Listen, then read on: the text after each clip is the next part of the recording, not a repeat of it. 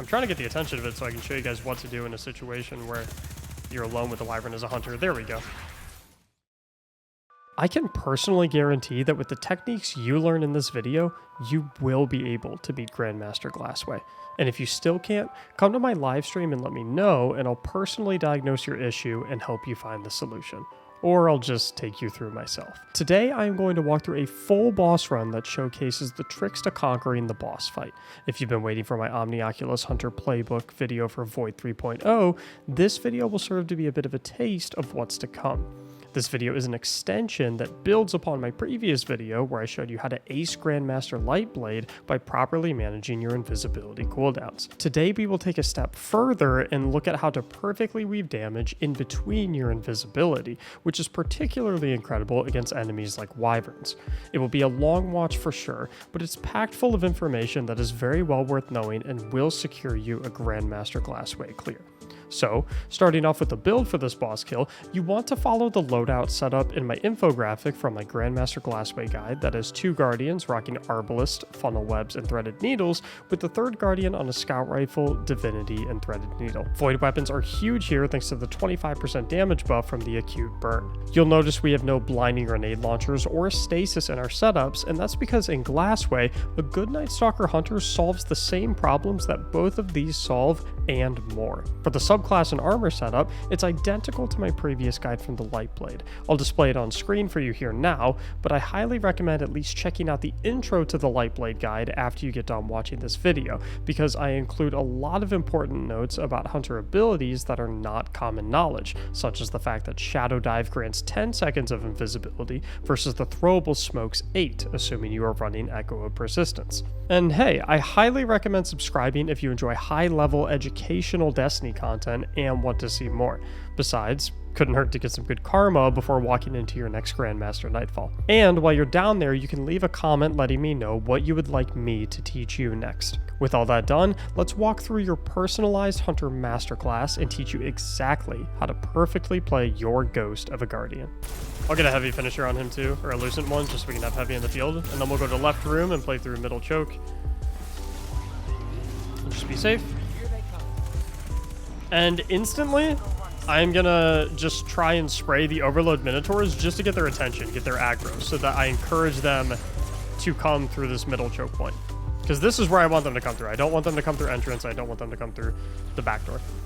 So I'm gonna make us invis so that the boss kind of minds its own business and passes through us. Hopefully it will. And we're just gonna keep an eye up here, see when the overload comes in. Just trying to get the attention of mobs. I don't see the overloads anywhere. Okay, so there is an overload at backdoor, so come over to backdoor with me, and we'll get the div on it. Perfect, one dead. And then we'll find the other one. I'm gonna look at mid choke again. Keeping my teammates invisible. Overload's at choke right now. He's walking in. Can get an easy div on. Good job. And now we will DPS the boss to 1/2 of its current HP bar, so like 5/6 of its total health. And then the second we get him to that, he will spawn 2 more overloads. So then we're going to want to burn him to send him away. We'll pull out our Arbalists and our heavy linears. So right about now, we'll burn. And burn him until he phases. And then boom, we're back to middle choke instantly to bait the overloads in. Just trying to get their attention. Make good use of the div on them. Get the right one, get the right one, get the right one. Nice.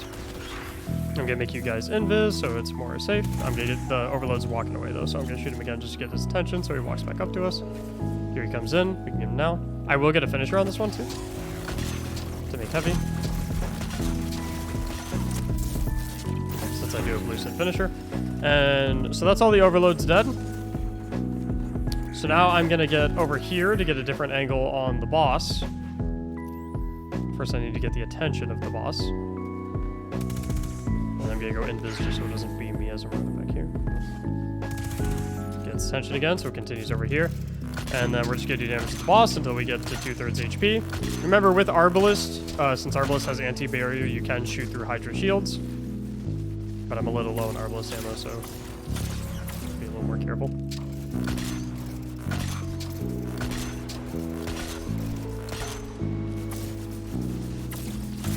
this is the key part right here for dealing with the wyverns. I only have 2 arblet shots. I'm waiting. You guys are going to go to the back left hallway right now. I'll meet you over. And we're going to use div on that first wyvern that spawns on left portal. And pretty much right when you tag that boss, you got to be beelining it over here because the Hydra is going to, or the wyvern, sorry, is going to spawn right out of this portal. So that one's instantly dead. We only have 1 left to work with. You guys go around to the right side and stay away from me. So I'm going to have them stay away from me while I find the other wyvern. Because when we damage the mini-boss to 1/2 HP, it's going to spawn 2 more. And I definitely want to kill this wyvern before I spawn 2 more. So I'm just searching for it. I'm going to pop my tether, instantly burn it. Now we have 4 harpies that we can go ahead and knock down really easily. And the wyverns are really, really lethal, so if you do die to them by using your super, it's not a big deal, because there's not really much of a threat left other than this boss.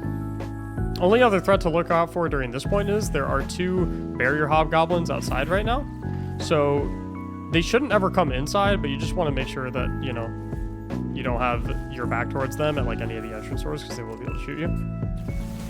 So we'll DPS mini-boss now to 1/2 HP. Once it gets 1/2 HP, it'll spawn 2 more wyverns, at which point we'll instantly pull out the Arbalest and the heavy linears to burn, so that we get it to 1/3 HP to phase it away.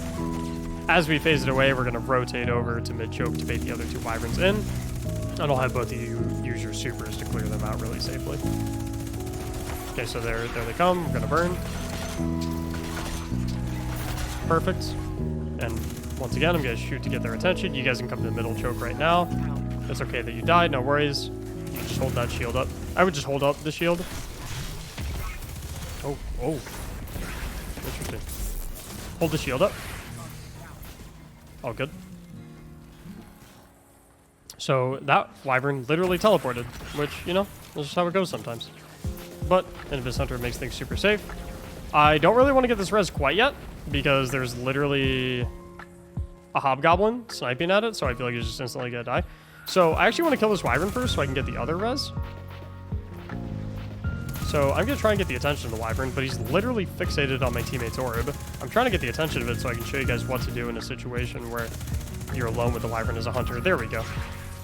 So what I really like to do when I'm alone with the wyvern as a hunter is I literally just like to run behind it, get a quick linear shot on its back to get a crit, and then instantly go invis right after. You do that 2 or 3 times if it's at full HP, and then you get a 1/2 HP, get an easy finisher, and it makes it super, super free. Okay. So now it's all the wyverns. Now we're focused on the harpies and the overload hobs. Sorry, barrier hobs. So the way we want to deal with the barrier hobs is by just playing this middle choke and being very, very careful to make sure that only 1 barrier hob can see us at a time. And that makes it really easy to keep it staggered and then potentially just strafe back and forth on this wall if it does start shooting at us. Sometimes one will be on this balcony as well. That's typically the one you'll always want to go for first if you do have one up there. I'm going to get a finisher on this one too, just to make ammo. My Echo of Obscurity will make me invisible.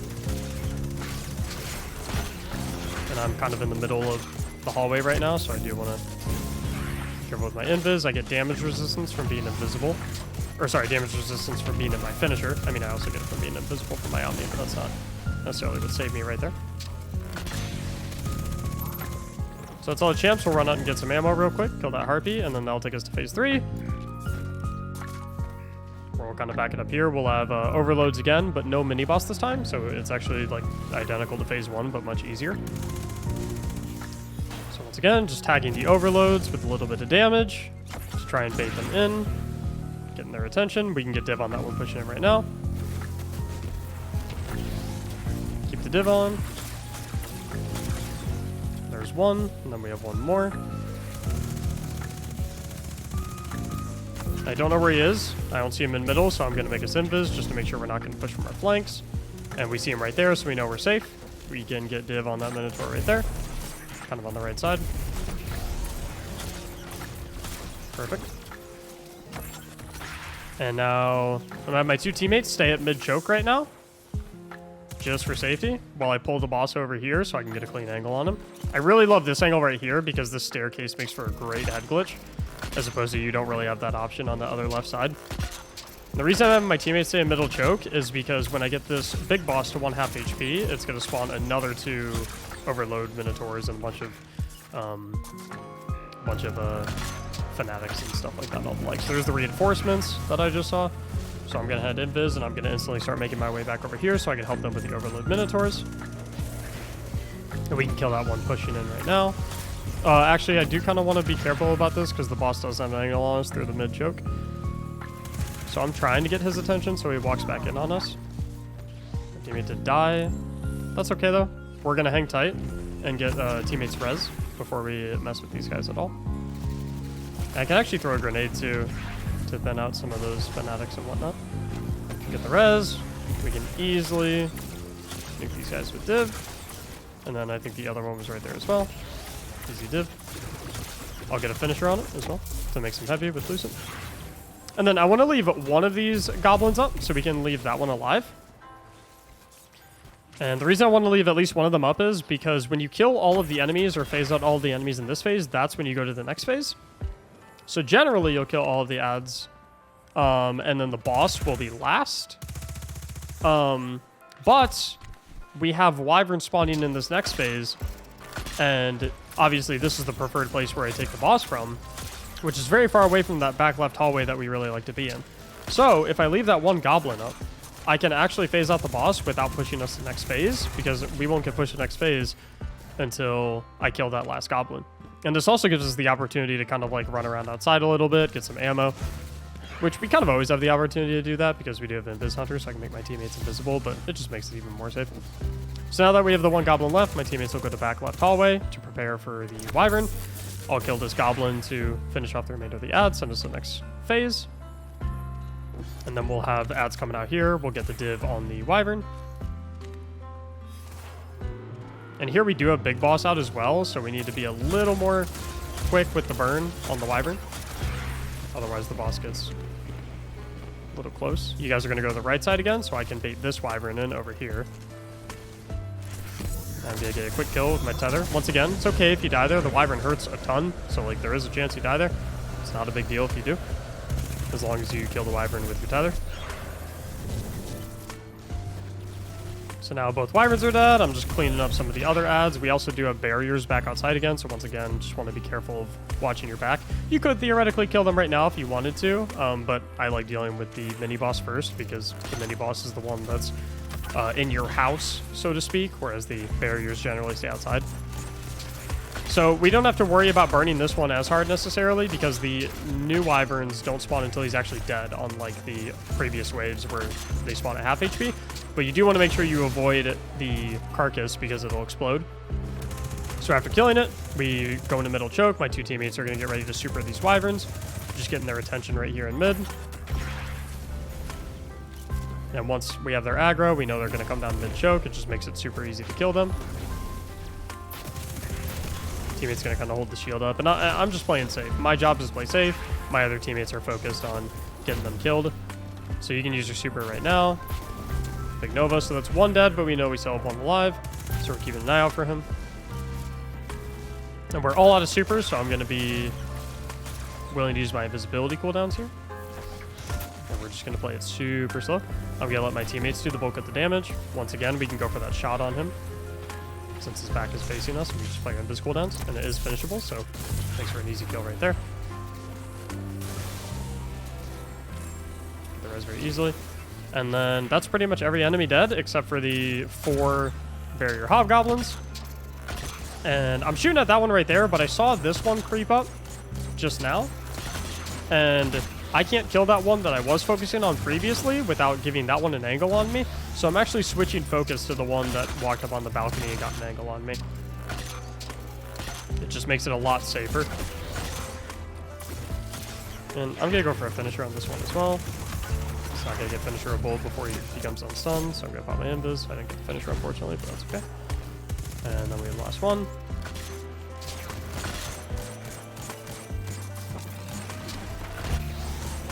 This is a very... I need to be careful in my current position, because if the boss does come up, he could nail me, but I was fine, thankfully. And now all the barriers are dead. I can go back to my big boss position, this little head glitch that I like here, and my teammates can typically take the opposite end because if the boss is firing at me, they get an easy angle. And we can just simply damage the boss. And once again, Arbalest does hit through the shield, which makes for basically 100% damage uptime. Can literally just hide right through here, which makes it super free. And that's honestly the best way to make Glassway free. Now, unlike my Lightblade video where I displayed how to play a Hunter in Lightblade, Glassway is much more about ad management and kind of about weaving shots in between your invisibility, specifically when you have Wyverns kind of break in, so that you can safely get them into finishable territory. Whereas Lightblade was much more about managing invisibility cooldowns. Now, managing invisibility cooldowns is still really important in Glassway, so I definitely recommend watching the Lightblade video because that teaches you a lot about that. But Glassway really teaches you a lot about like cool weaving shots in between your cooldowns, which really helps you thin ads. And it teaches you a great deal about strategy and target focus and what order to focus targets in because of the nature of damaging the boss HP and stuff like that, bringing out different enemies and different enemies having different lethalities. It teaches you the importance of focusing them in a specific order, which is not Hunter specific. It's just, you know, generally a good skill to have in for the game. And also, everyone always asks for my fashion. So in this video, I wanted to take the opportunity to show my fashion. This is what I've got. Pathfinder's helmet, Lux sleeves, Lyrian Marrow, flowing boots, and Abyss Walker cloak. And I have the Honors of the Nine shader. Honors of the Nine, unfortunately, is not obtainable in the game anymore. But Bitter Pearl gives you kind of a similar look from the Vault of Glass. So for all those asking my fashion, that's what it looks like. So hopefully you enjoyed this video. Thank you so much for watching. Please make sure to hit that subscribe button if it helped. And comment below what Grandmaster Nightfall or activity you want me to do a live commentary on next. Thank you so much. And as always, have a great day.